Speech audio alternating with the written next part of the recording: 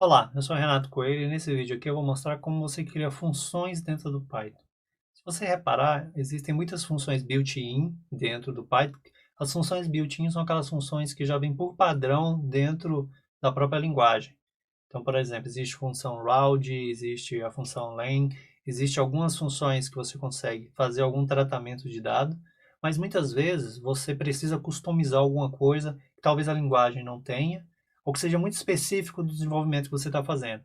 E por isso que as funções def são as mais indicadas para você criar essa customização. E também o interessante de você usar funções no seu código é porque você reutiliza código que tal e muitas vezes quando você vai só codificando, você acaba repetindo a mesma estrutura de código várias vezes. Nesse caso não. Você cria uma única função e você pode chamar ela quantas vezes você quiser dentro do seu código, ou até mesmo criar funções que sirvam dentro de módulos dentro do Python. Eu vou fazer um vídeo aqui também no canal mostrando como você cria os módulos e utiliza esses módulos para você não precisar ficar repetindo a mesma sequência de códigos várias vezes dentro dos seus projetos. Então, por exemplo, você quer criar uma determinada validação, então você cria essa validação ou então essa estruturação lógica e você consegue utilizar em todos os seus projetos, compartilhando dentro do seu ambiente. No caso das funções aqui, ela segue a mesma lógica. A gente vai criar uma estrutura de código que toda vida que você precisar utilizar, você só chama ela sem ter a necessidade de reescrever tudo. Vou mostrar aqui na prática que é mais interessante. Por exemplo, eu criei um projeto aqui, onde funções eu estou utilizando, já tem um ambiente virtual configurado, tudo pronto aqui. Se você quiser saber como criar um ambiente virtual e configurar dentro do Ubuntu e utilizando Visual Studio Code, tem vídeos aqui no canal onde eu mostro e ensino como fazer isso. Então vamos lá para a prática. Imagine que você queira criar uma função para somar dois valores, por exemplo. Para fazer isso é relativamente simples. Se você precisasse, toda vez que ao longo do seu código, somar determinados valores, ter que estruturar esse código, você estaria repetindo essa estrutura, sendo que você poderia utilizar ela de uma maneira, reutilizar um código que você implementa no início da sua codificação. Seria mais ou menos da seguinte forma. Para você aqui dentro do Python, você tem que utilizar a palavra reservada def. Logo em seguida, você passa qual é o nome da sua função. Então, vamos dizer que a nossa função aqui vai ser soma.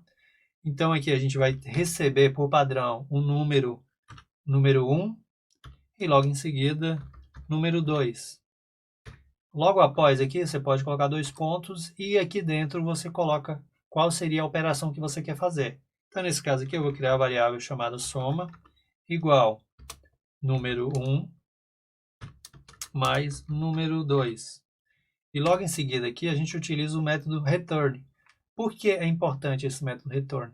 Porque se você, toda vez que você chama a função, você espera obter alguma coisa. E para você obter esse resultado, o que você pode fazer? Você coloca o return.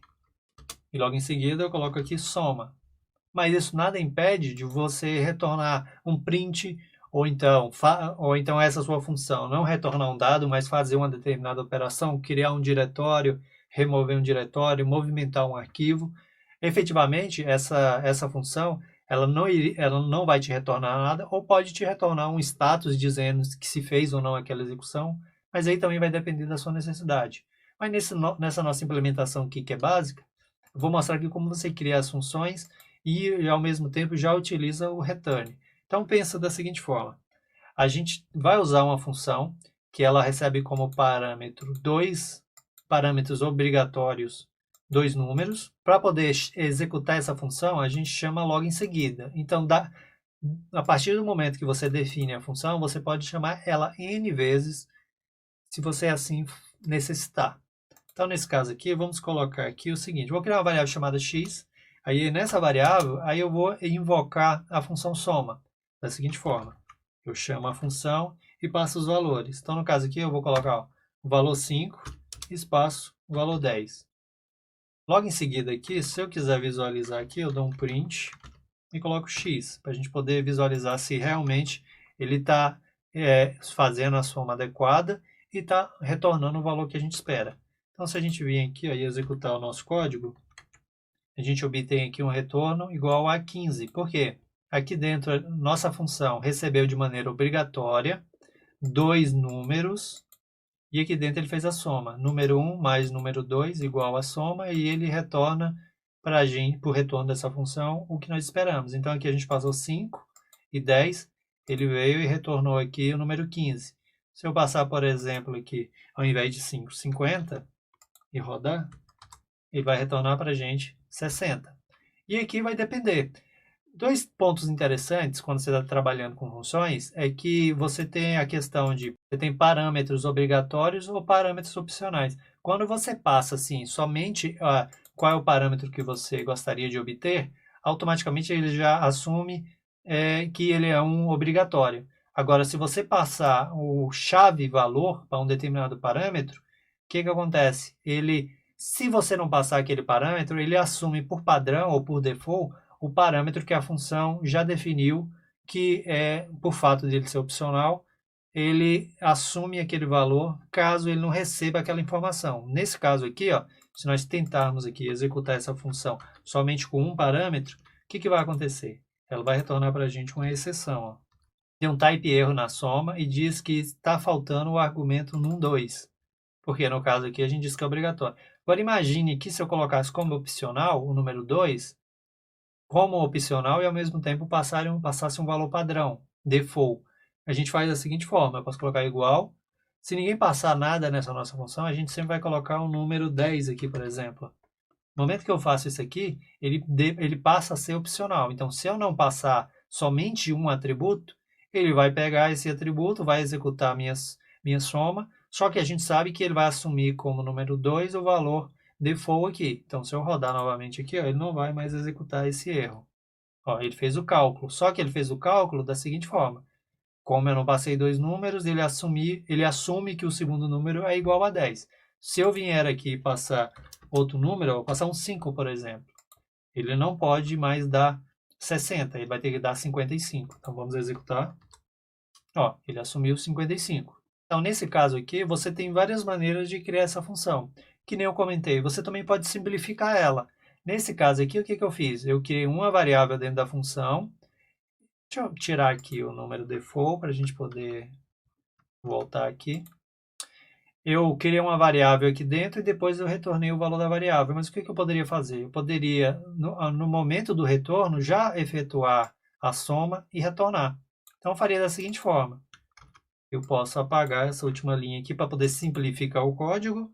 Venho aqui, não preciso do igual e coloco da seguinte forma. Ele retorna para mim o resultado de número 1 mais número 2. Então, posso vir aqui, salvar. Vou limpar aqui o terminal e executar.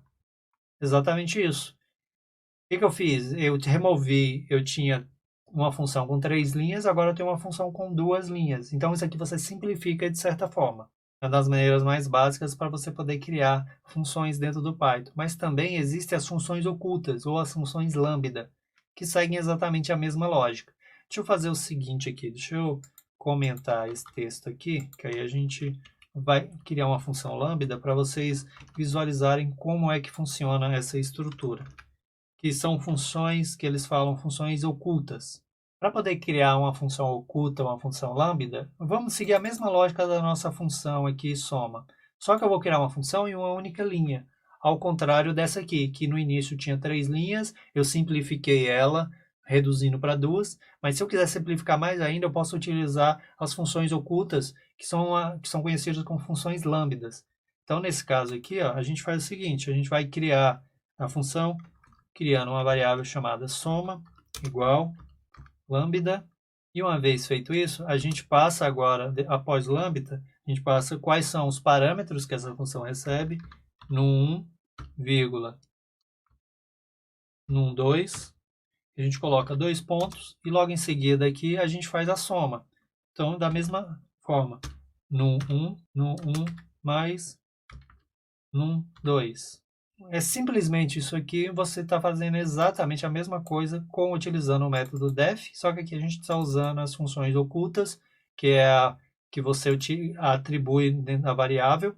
E aqui a gente faz o seguinte, chama essa palavra reservada lambda, diz quais são os parâmetros, no caso no 1, no 2, 2 pontos, e logo em seguida a gente faz a operação. E para poder executar ela aqui, a gente faz da seguinte forma. A gente vai usar o x também, né, como um exemplo. E vamos fazer o seguinte, soma, venho aqui, ó, e passo o que a função espera. A função espera dois atributos. E aqui eu venho e coloco, vamos colocar 50 e 5. Pronto. Simplificamos aqui, vou dar um print só para a gente poder visualizar no x. E eu venho aqui e executo. Perfeito. Executei exatamente a mesma informação aqui, criando uma função lambda. E lembrando, eu posso utilizar daqui para frente, quantas vezes eu quiser, soma e passar os seus respectivos parâmetros. Claro que aqui é uma visão mais simples da função lambda, mas você já consegue ter uma noção que você consegue, tanto utilizando o método, a palavra reservada def, para poder criar uma função com uma estrutura mais formal, ou se você quiser criar uma função mais objetiva, mas que você vai obter o mesmo resultado, você pode utilizar a palavra reservada lambda. Claro que isso aqui são funções básicas, mas a lógica é exatamente essa para implementações, caso você queira fazer isso de uma maneira mais dinâmica. Que nem aqui no caso.